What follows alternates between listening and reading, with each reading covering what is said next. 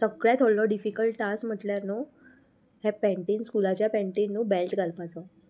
पॅन्टीचो जो बेल्ट आसा ताजी ब्रॉडनस खूब आसा आनी पॅन्टीन ज्यो पट्ट्यो आसा न्हू ताच्या भितर घालपाक बेल्ट इतलो वाज येता वचोन वचना. सो बाबूक रेडी करपाक व्हडलेसो कांय प्रॉब्लम ना. येस धांवपळ तर सारकीच जाता कित्याक कामाकूय वचपाचें आसता आनी इतलीं कामां सकाळीं म्हटल्यार फक्त धांवन धांवन धांवन धांवन हें काम अर्दें तें काम एक फावटी मदींच च्या करता मदींच कितें जेवण करता मदींच चपात्यो करता मदींच नाश्ता देन ताज्या मदीं न्हांवन घेता ताज्या मदीं रांगोळी घालता. सो हो म्हाजो एक्चुली सद्दांचो रुटीन आसा. बट त्या 2 वरान इतलीं कामां जाता. सिरियसली म्हाका आतां अशें दिसता की कामाक वयता न्हू 2 वरां भितर आख्ख्या दिसाचें काम जाता. बट जेन्ना हांव हेच टायमार घरान आसतालें तेन्ना इतलीं सुशेगाद कामां लायक सकाळचें काम देखून न्हू दनपारचें करतालें हांव. फॉर एग्जाम्पल लायक सकाळची जी बीन नाश्ताची कितें बीन आयदनां आसतालीं बेजिनान ती दनपारचे 12 सुमार बीन धुतालें हांव बिकॉज आफ्टर 12 o'clock जेवण करपाचें आसतालें आनी कांय ना फक्त झी मराठीचेर जितले बीन प्रोग्राम लागताले न्हू ते रिपीट टॅलिकास्ट पळोवप.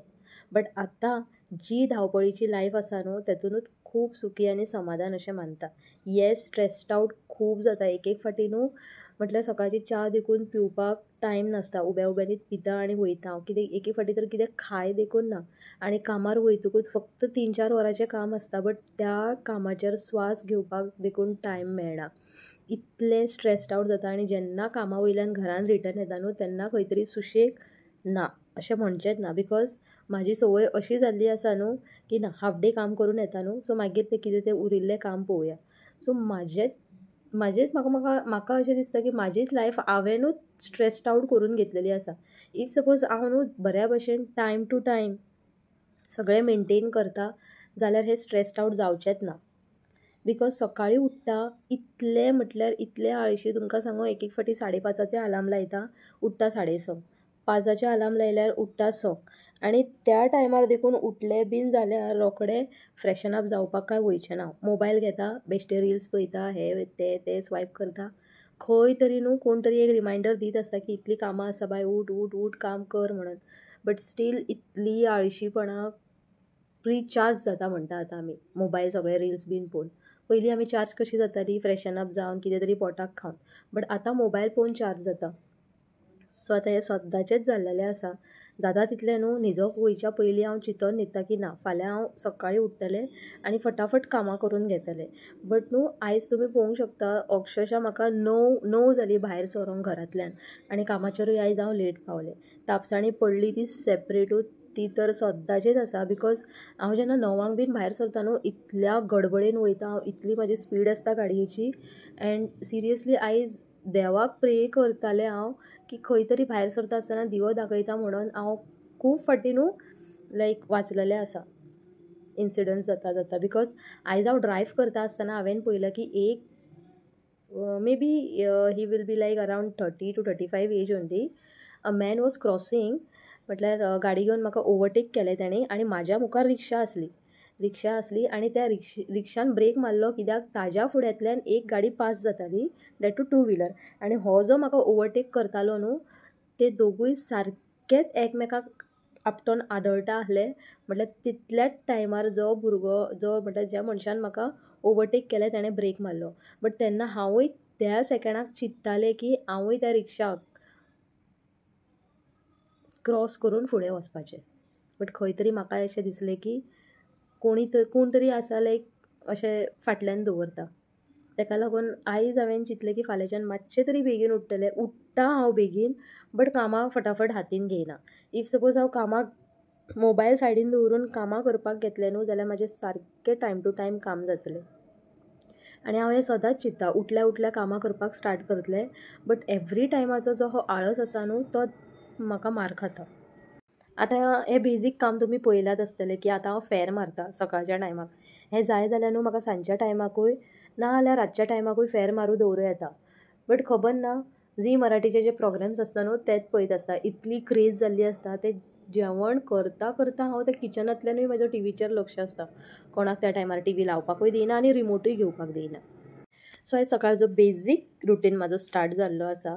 थोडेशें कितें शेअर करपाचें आसलें म्हणून हांवें तें शेअर केलें बिकॉज म्हाका अशें दिसलें की तो मनीस जो ओवरटेक करतालो न्हू ताज्या जाग्यार हांव आसलेलें, ताणें तरी ब्रेक मारलें, बट म्हाका इजिली ती सिच्युएशन हँडल करपाकूच जावची नासलेली. सो बाय गॉड ग्रेस एंड साईबाबाचो आशिर्वाद आसल्या कारणान हांव खंय तरी फाटीं उरलें. आनी हाज्या फुडें हांवें चिंतून दवरलां की एक 10 मिनिट्स पयलीं हांव भायर सरतलें आनी सुशेगाद I will take my drive. सावकास वयतलें, मजे घेवन वयतलें. कोणूय दिसलो जाल्यार ताका हॉर्न मारतलें, कोणूय अशें वळखीचें मेळ्ळें जाल्यार उबें रावन उलयतलें. इतलो टायम हांव म्हाका काडटलें. बट होपफुली फाल्यांच्यान तशें जाल्यार पुरो. सकाळीं हांव बेगीन उठ्ठातूच, बट मोबायल घेवच्या पयलीं म्हजीं कामां स्टार्ट जाल्यार पुरो. सो एक फावटी कामांतल्यान हांव वायंड अप जातकूच हांव ऑफिशियल कामाचेर भायर सरोंक शकता.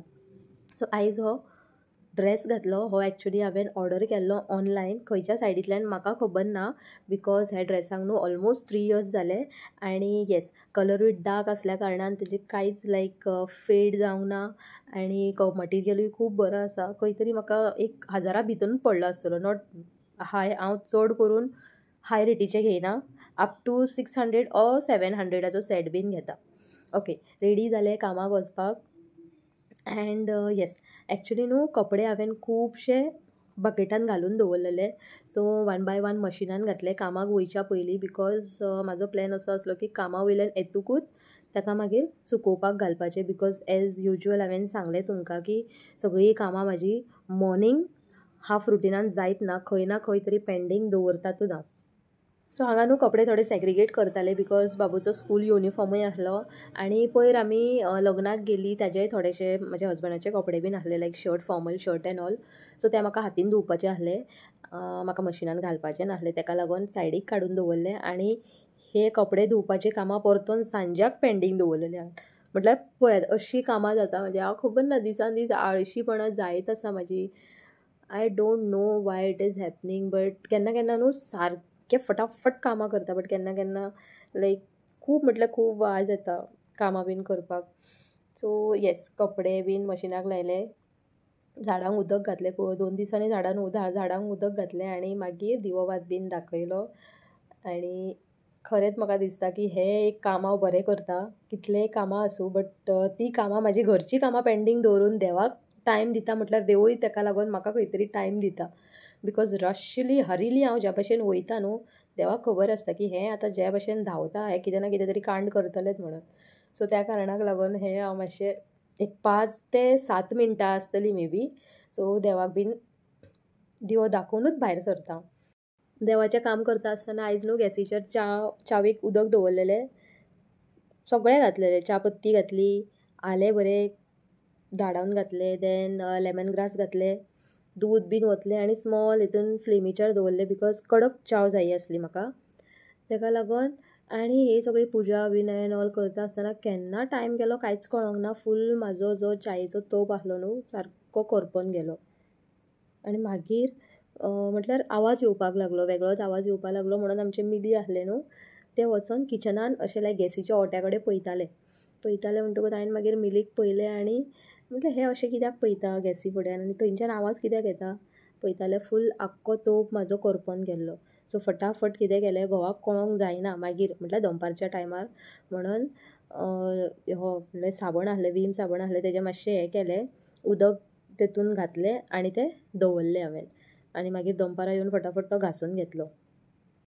सो येस, कामा वयल्यान येयलें. कामा वयल्यान येता आसतना आयज फ्रुट्स हाडले हांवें. खूब दीस जाले फ्रुट्स खावपाचें दिसतालें म्हाका. ऑरेंज एंड पपाया हाडली.